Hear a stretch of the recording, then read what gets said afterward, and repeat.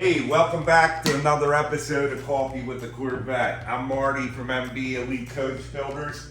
Where we left off yesterday, we were basically finished the whole front passenger side of the car. I'm doing final check work right now to see. I have a couple little things on this side of the car. I have a little nick in the fiberglass right here.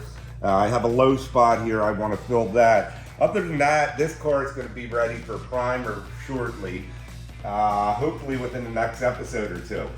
I want to pull the doors off, that way we can work the rest of the inside of the door jambs, get the hatch off, work all that so that when we prime, I'm able to prime everything all together. I have the hood ready to go, I have the deck lid ready to go, we have the hard tops ready for primer almost, maybe another couple hours. So let's get to it and we'll see how we make out today.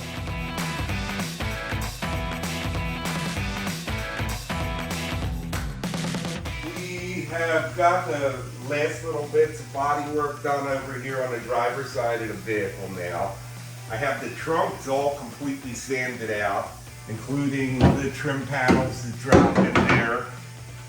We pulled the doors, working the door jambs right now. I have some real minor body, it's not even body work, it's filling air holes. And this thing's going to be ready for primer very shortly. Next task is going to be doing the inside cove where the top irons for the convertible top lay. Going to clean that all up because we're looking for a mirror finish in there too. The whole door jamb is now sanded out. I'm going to do some real fine body work. What I want to do is show you a couple little things here. I don't know if you can see this. You able to get that, John? Yep, you got it. All right, so, I mean, it's just an air hole in the fiberglass. Some guys will take and try to just fill that. I find that if you try to fill something like that, what'll happen is the body filler will roll on the inside, maybe grab a piece of dust, and that's gonna wind up spitting out later. So I like to take a die grinder. I'm just gonna kind of die grind that out until I get to the base, and then I'll refill that. That way we don't have any spit later on. A few other areas here that we're going to address coming up. There's a chip from the drip edge. Clean all that up and we will be ready for flight. So the whole body now. Interior, got all the jambs done, all the final little body work done. That's looking really good. I feel like I almost, not misled you, but I didn't tell you exactly what we're doing here. You know, you think this is just a Corvette, but that's not at all the situation. We'll start off, all Corvettes, flat floor. The difference, we had these little humps put in. It just drops the feet down a little bit. It takes the pressure off the knees. It makes it so much better. Staying in here, most of these things are always just screwed together. They're back screwed together, but they're also bonded. Go to the trunk area. This is all sanded out. But I want to point something out here. This is not a Corvette trunk. This all had to be raised up and custom made because of the high performance frame that we're putting it on. You can see underneath the car here all the custom fiberglass work that had to be done. We will be getting under there and we'll expand on that a lot as we move on.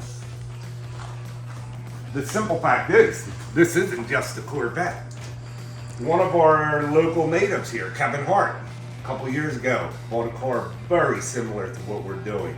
Paid $560,000, $568,000, I forget what it was. But when you bring a car to a level like this is like a supercar now. It's going to become a super Corvette. The difference, I really went off a little yesterday about the accolades for the people who built this car.